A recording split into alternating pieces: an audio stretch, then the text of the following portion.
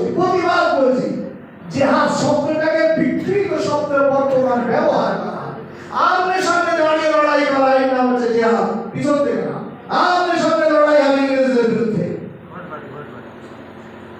সেই বললেন call for jihad and was prepared to establish a united state, এবং তারা আওয়াজ দিল, এসো ভারতবাসী, হিন্দু মুসলমান জৈন খ্রিস্টান যারা আমরা এখানে আছি ভারতবর্ষের নাগরিক হিসাবে, আমরা সকলে সম্মিলিতভাবে একটা united state for both Muslim and Hindu, হিন্দু এবং মুসলমানের জন্য একটি শক্তিশালী দেশ তৈরি করব। কে আওয়াজ দিল?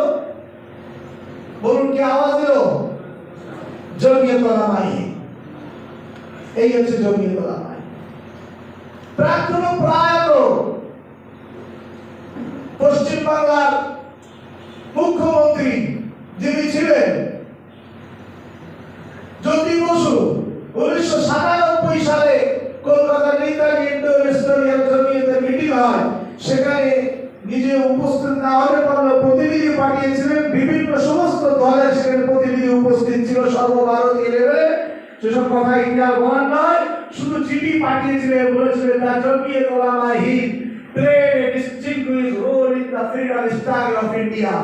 This organization made sincere efforts to mobilize the message for a united state for both Muslim and Hindu. Jamiat উলামা হিন্দ ব্রিটিশের বিরুদ্ধে অক্লান্ত লড়াই সংগ্রাম করেছে, আপোষহীন সংগ্রাম করেছে, এবং ভারতবর্ষকে একটি শক্তিশালী দেশে পরিণত করার চেষ্টা করেছে, এবং সেটা সম্মিলিত জাতি, উভয় জাতির জন্য যাতে ভারতবর্ষ ফলে ফুলে তৈরি হয় সেই চেষ্টা জমিয়ত উলামা হিন্দ। তাই আজকের দিনে ভাই এই জমিয়ত উলামা হিন্দ এমন একটি সংগঠন যার দায়িত্বভার বহন করে নিয়েছিলেন দাদা হুজুর আবু বকর রহমাতুল্লাহ আলাইহি। এই জমিয়ত উলামা হিন্দ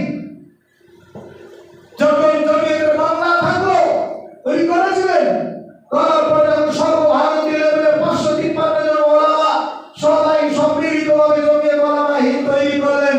তখন দাদা হুজুর রহমাতুল্লাহ আলাইহি বলেন, সর্বভারতীয় লেভেলে যদি জমিয়ত উলামা হিন্দ হয়ে থাকে তাহলে আবার জমিয়তের বাংলা রাখার কি প্রয়োজন? আমি সেই জমিয়ত উলামা হিন্দের তাদের সাথে একত্র বোধ করে হিন্দ অনেক বড় জিনিস, অর্থাৎ সর্বভারতীয় লেভেল।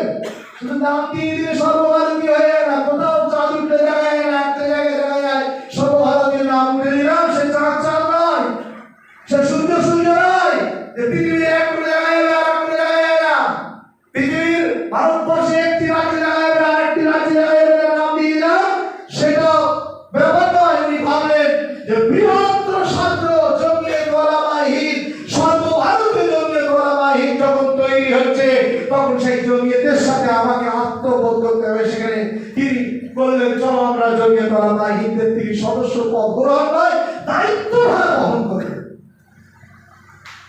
আমি সংক্ষেপে বললাম, ইতিহাস বলার মতো সুযোগ।